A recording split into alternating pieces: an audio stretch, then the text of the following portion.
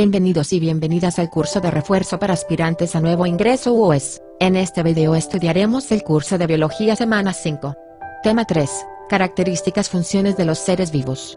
Características y funciones de los seres vivos. ¿Qué es un ser vivo? Un ser vivo es un organismo de alta complejidad que nace, se nutre, crece, alcanza la capacidad para reproducirse y muere. Es un organismo como un árbol, un conejo, una oruga, un pez, así como microorganismos, bacterias, levaduras y protozoarios que de manera autónoma realizan funciones características de los seres vivos.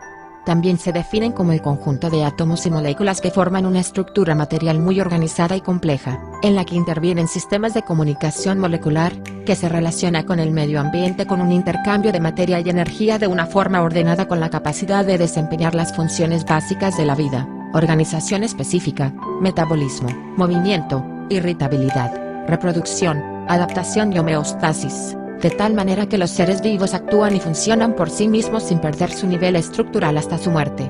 Organización específica. Cada tipo de organismo se identifica por su aspecto y forma característicos. Los adultos de cada especie tienen su propio tamaño, mientras que las cosas sin vida, materia inerte, generalmente presentan formas y tamaño muy variables. Los seres vivos no son homogéneos, sino formados por diferentes partes, cada una con funciones específicas complejas. Se caracterizan por su organización específica compleja. La célula es la unidad básica, estructural y funcional de los seres vivos. Algunos seres vivos están conformados por una sola célula, en cambio un hombre y una ceiba, en contraste, están formados por varios miles de millones de células.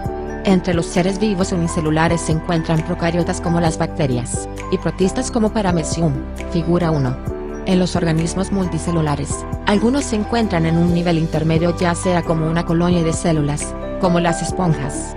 Otros organismos alcanzan el nivel de tejidos, como los cnidarios, y otros se ubican en el nivel de órganos, como las plantas vasculares.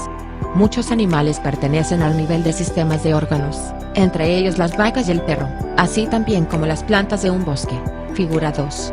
1. Figura bacteria Escherichia coli, y el protozoario Paramecium. Los individuos como las jirafas o las acacias, por ejemplo, pueden ser estudiados de diversas maneras. O bien como unidades constituyentes de las poblaciones en los estudios ecológicos, o bien como una unidad estructural y fisiológica. Otros individuos que componen la sabana y muchos otros ecosistemas, pero que no podemos ver, son los organismos unicelulares como las bacterias descomponedores. Figura 2.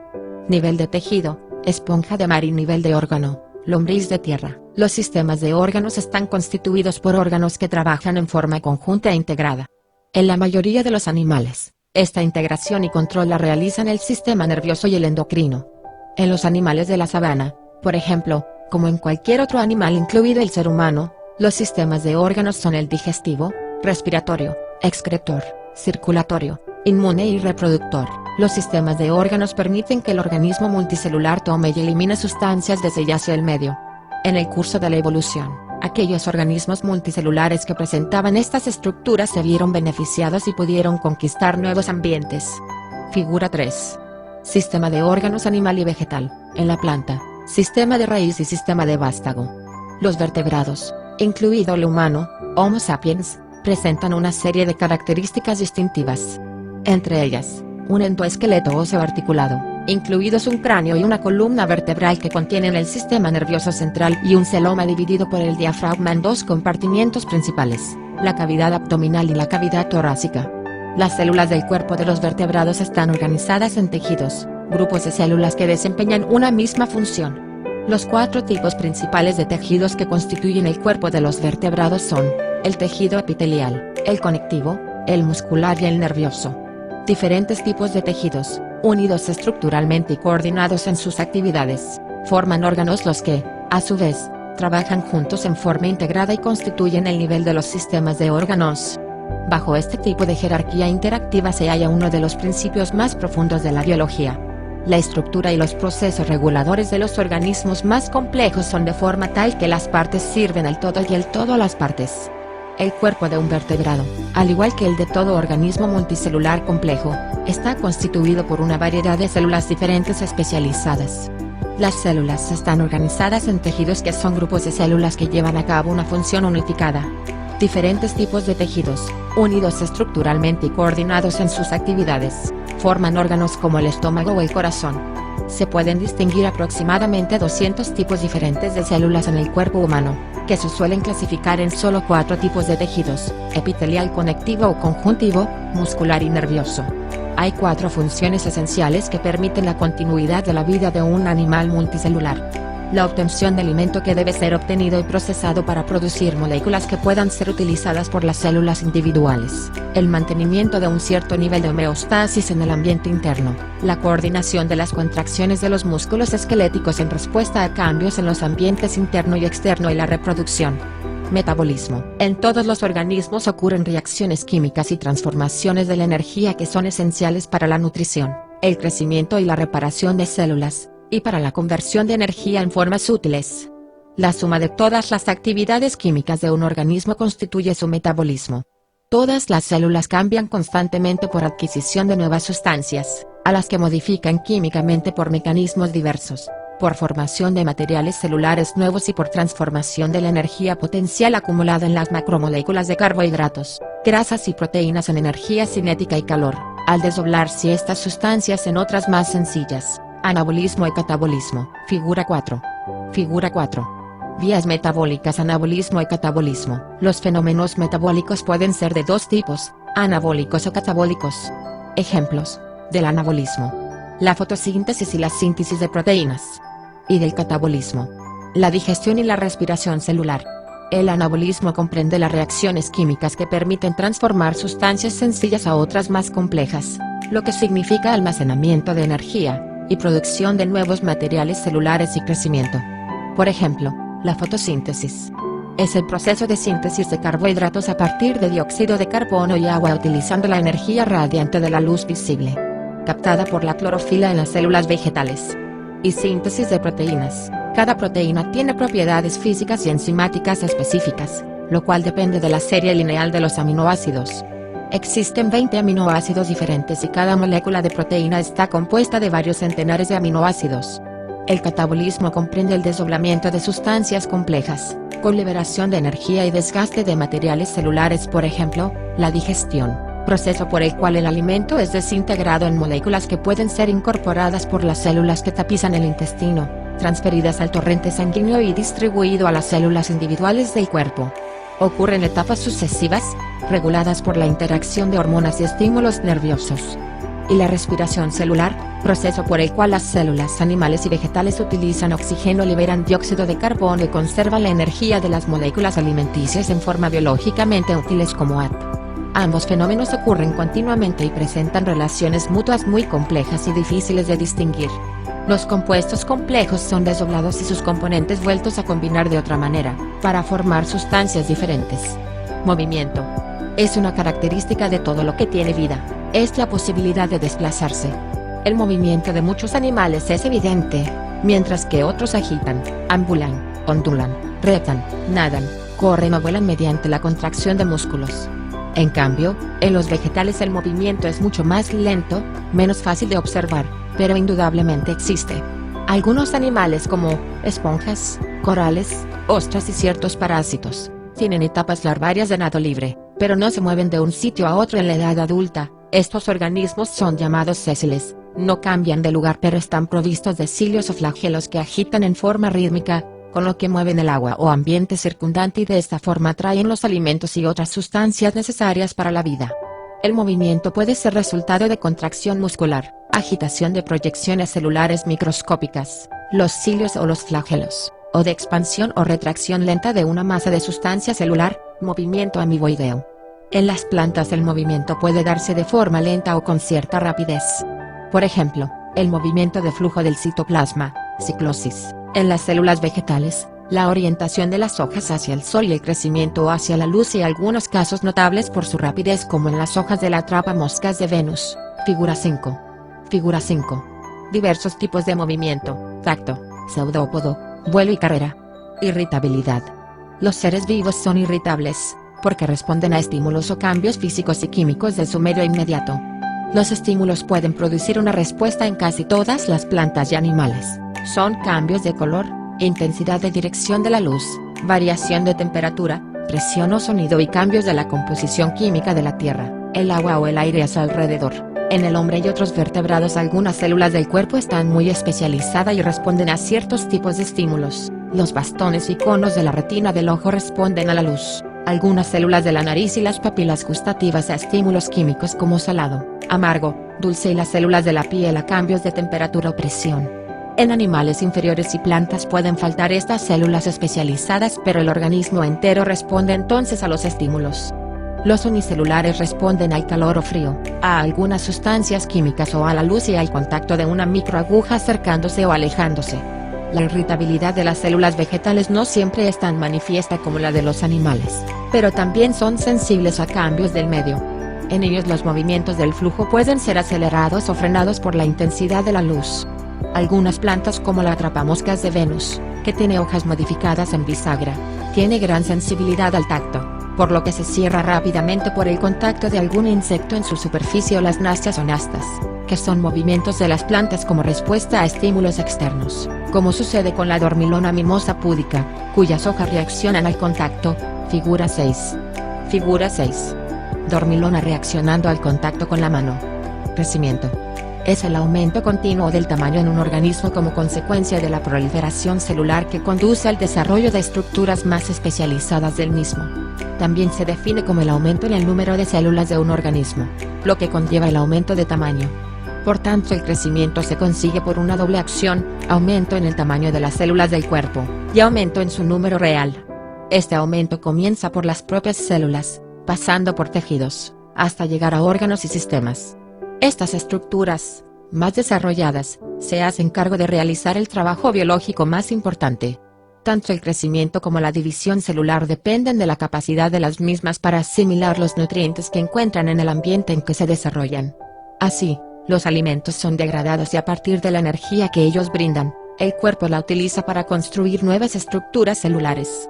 El crecimiento es el proceso mediante el cual los seres vivos aumentan su tamaño y se desarrollan hasta alcanzar la forma y la fisiología propios de su estado de madurez, edad adulta. Figura 7 y 8. Figura 7. Crecimiento de una planta. Figura 8. Etapas de crecimiento del ser humano.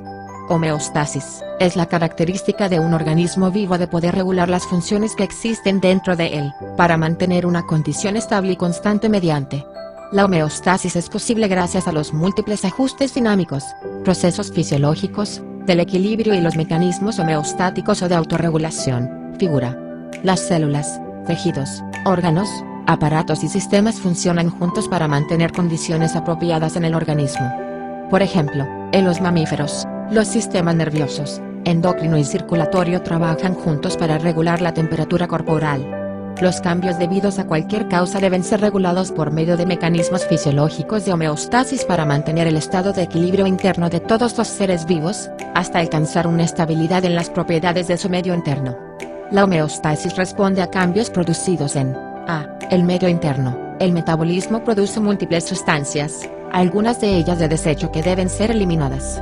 Para realizar esta función los organismos poseen sistemas de excreción. Por ejemplo, en el humano, el aparato urinario. Los seres vivos pluricelulares también poseen mensajeros químicos como neurotransmisores y hormonas que regulan múltiples funciones fisiológicas. Medio externo. La homeostasis es el proceso resultante de afrontar las interacciones de los organismos vivos con el medio ambiente cambiante cuya tendencia es hacia el desorden o la entropía. La homeostasis proporciona a los seres vivos la independencia de su entorno mediante la captura y conservación de la energía procedente del exterior. La interacción con el exterior se realiza por sistemas que captan los estímulos externos como pueden ser los órganos de los sentidos en los animales superiores o sistemas para captar sustancias o nutrientes necesarios para el metabolismo como puede ser el aparato respiratorio o digestivo. Figura 9. Mecanismos de control homeostáticos. Reproducción. Es un proceso de los seres vivos que permite la creación de nuevos organismos de su misma especie, siendo una característica común de todas las formas de vida conocidas para perpetuarse. El proceso puede ser muy sencillo. En muchos animales y vegetales requiere la producción de espermatozoides y óvulos especializados, gametos, que se unen para formar el huevo fertilizado o cigoto de donde se desarrolla el nuevo organismo. La reproducción de algunos parásitos comprende formas muy diferentes, cada una da lugar a la siguiente hasta que se completa el ciclo y aparece el adulto. En casi todos los organismos animales, La reproducción ocurre durante o después del periodo de crecimiento máximo. En las plantas, que continúan creciendo durante toda su vida, la relación entre crecimiento y reproducción es más compleja. Los vegetales tienen el crecimiento limitado por sus características hereditarias y por las condiciones del medio en que viven. Si la planta crece en exceso, a causa de condiciones ambientales favorables, se estimula el proceso reproductor. Los factores ambientales también influyen en la reproducción de los animales, aunque en ellos, los procesos hormonales son más determinantes. Las modalidades básicas de reproducción se agrupan en dos tipos, que reciben los nombres de asexual y sexual. Reproducción asexual consiste en que un progenitor único se divide, germina, forma yemas o se fragmenta para dar origen a dos o más descendientes con características hereditarias idénticas. Este tipo de reproducción presenta como ventajas la producción rápida de numerosos descendientes, lo que asegura la supervivencia de la especie, y como desventaja, al ser todos idénticos tienen la misma adaptación al entorno y cualquier cambio medioambiental puede afectarlos negativamente. Existen distintos tipos de reproducción asexual, entre los que se encuentran la bipartición o simple fisión, la gemación, la fragmentación y la esporulación. A. La bipartición o simple fisión. En este tipo de reproducción la célula se divide dando origen a dos células genéticamente idénticas entre sí pero de menor tamaño que la inicial. Esta modalidad de reproducción se da principalmente en organismos unicelulares como los protozoos, por ejemplo amibas, y bacterias, figuras 10 y 11. Este proceso de reproducción es mitótico. Figura 10. Amiba en proceso de división por fisión. En las bacterias, el proceso se denomina fisión binaria transversal, y se caracteriza porque el material hereditario, ADN, de la bacteria, se duplica y luego se separa, y la pared celular se forma en el interior y en sentido transversal. Figura 11. Bacteria en proceso de división por fisión. B. La gemación, proceso mediante el cual una pequeña parte del organismo progenitor se separa del resto y se desarrolla como un nuevo individuo. Ocurre en organismos unicelulares y multicelulares. En la superficie del progenitor se forma una gema que crece y se estrangula hasta separarse por completo del organismo original. Las células producidas pueden tener vida propia o formar colonias y permanecen unidas al organismo parental. La levadura es un hongo que se reproduce por gemación. La gemación también ocurre en organismos pluricelulares. Un ejemplo de esto lo constituye la hidra. Sobre la superficie corporal de este organismo pluricelular, aparecen abultamientos que luego darán origen a nuevas hidras, genéticamente idénticas a su progenitor, pero de menor tamaño. Figura 12. Figura 12. Gemación de la hidra. C. La fragmentación. Proceso en el cual un individuo se divide en dos o más segmentos o partes, en la que cada uno es capaz de reconstruir un animal por completo. En este tipo de reproducción se origina un nuevo organismo a partir de fragmentos del organismo progenitor. Esta se da en organismos como las planarias y estrellas de mar, que cuando se cortan, cada segmento origina a un nuevo organismo completo. Figura 13. Figura 13. Reproducción por fragmentación en planaria y estrella de mar. D. La esporulación. Este tipo de reproducción ocurre en organismos que producen esporas, que son células reproductivas capaces de dar origen a un nuevo individuo en plantas, algas y hongos. En algunos hongos hay un saco o esporangio, que contiene las esporas. Figura 14. En los hongos y ciertas plantas la esporulación se efectúa por la formación de esporas, que son cuerpos pequeños que contienen un núcleo y una pequeña porción de citoplasma. Las esporas de los organismos terrestres son por lo general muy livianas y de pequeño tamaño, lo que les permite ser transportadas a grandes distancias por medio de corrientes de aire. Así las esporas funcionan como agentes de dispersión, que hacen posible la propagación del organismo en nuevos lugares. Figura 14. Esporulación. Reproducción sexual. Ciertos organismos unicelulares se multiplican por conjugación. En este proceso, análogo a la fecundación, dos organismos unicelulares similares se fusionan, intercambian material nuclear y se separan. Ejemplo: Paramecium. Figura 15. Después, cada uno de ellos se reproduce por escisión. A veces, los organismos participantes no se reproducen y parece que el proceso lo revitaliza. La conjugación es el método más primitivo de reproducción sexual en el que se obtienen organismos con características genéticas derivadas de dos células distintas. Figura 15. Reproducción por conjugación del Paramecium. La mayoría de los animales y plantas pluricelulares tienen una forma de reproducción sexual más compleja, en la que se diferencian de forma específica las células reproductoras o gametos masculino y femenino. Ambas se unen para formar una única célula conocida como cigoto, que sufrirá divisiones sucesivas y originará un organismo nuevo. Para definir la unión de los gametos masculino y femenino se utiliza el término fecundación. En esta forma de reproducción sexual, la mitad de los genes del cigoto, que portan las características hereditarias, proceden de uno de los progenitores y la otra mitad del otro, figura 16. La reproducción sexual tiene como ventaja la formación de descendientes con características hereditarias variables, con distinta capacidad de adaptación al entorno, lo que aumenta sus posibilidades de supervivencia y adaptación al medio ambiente. Como desventaja la formación de gametos y su posterior unión para la fecundación, así como un desarrollo embrionario complejo y posterior al nacimiento, el cuidado de la descendencia. Figura 16. Reproducción sexual en animales y plantas. Adaptaciones. Es la propiedad característica de los seres vivos para adaptarse y resistir a los cambios del medio. La adaptación puede comprender cambios inmediatos que dependen de la irritabilidad de la célula o de la respuesta de los sistemas enzimáticos, o inductores, o represores, o ser el resultado de fenómenos de selección y mutación a largo plazo. Según Darwin, el proceso de adaptación se produce a través de la selección natural, de forma gradual, acumulativa y ajustada por fuerzas selectivas en ambientes que han cambiado durante millones de años. Figura 17. Figura 17. Adaptación del pico de los pinzones a sus hábitos alimenticios. Las fuerzas selectivas suponen una información vital, con frecuencia muy detallada, respecto a los aspectos estables y duraderos del medio de un organismo. Las adaptaciones son soluciones, adoptadas por la selección natural, frente a problemas muy específicos, determinadas por las regularidades del medio a las que se enfrentaron los antecesores de un organismo durante la evolución de su especie, un medio que es físico, químico, evolutivo, ecológico y social. Figura 18. Figura 18. Cactus. Plantas hojas transformadas en espinas, adaptadas a ambientes de desierto. De esta forma, un organismo hereda de sus progenitores un modelo de los aspectos de su mundo, de su enfrentamiento con su entorno, o más bien, con su mundo y con sus antecesores más lejanos. Esto es un archivo de sus ambientes ancestrales. Existen ciertas limitaciones para considerar a los seres vivos como una acumulación de adaptaciones. Es obvio que no podemos esperar la perfección, ni que todas las características de un organismo sean fruto de adaptaciones. Después de todo, existen lagunas temporales. Los organismos heredan adaptaciones no de su propio entorno sino de aquellos entornos de sus generaciones anteriores, tal vez muy diferentes. Algunas frutas que todavía existen están adaptadas para ser dispersadas por animales extinguidos. Existen también soluciones fantasmas para problemas que ya han desaparecido, como los órganos vestigiales rudimentarios. Debido a que el punto de partida son las variaciones aleatorias que se imponen como soluciones más apropiadas para las generaciones previas, los resultados obtenidos llevan la señal de ser lo mejor con los elementos disponibles.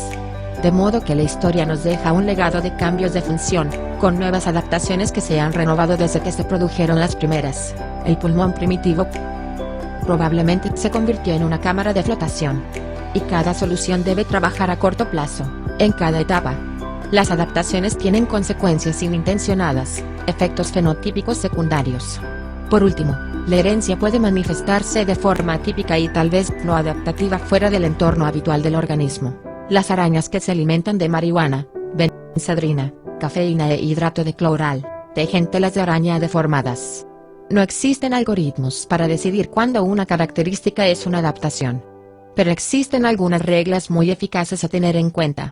No recurrir a las adaptaciones cuando la física es suficiente. ¿Cómo explicar mediante adaptación por qué los peces voladores brincan fuera del agua y no caen de espaldas? No invocar a la adaptación cuando el desarrollo sea suficiente. La simetría de la gran pinza del cangrejo macho requiere una explicación adaptativa, pero no la simetría de la de su pareja. No acogerse a la adaptación cuando una característica es consecuencia de otra adaptación. Si una adaptación para la alimentación explica la forma del pico de un pájaro, no expliquemos esta también como una adaptación para acicalarse. Espero este video te haya gustado. Dale like y compártelo con tus amigos que estén interesados en someterse al examen de admisión para entrar a la UES. Suscríbete y activa la campanita de notificaciones para que estés al tanto de los materiales que se estarán subiendo cada semana en la plataforma. En la descripción del video te dejaré el link del curso para que descargues los PDF y realices las pruebas que te aparecerán en cada curso. Hasta luego.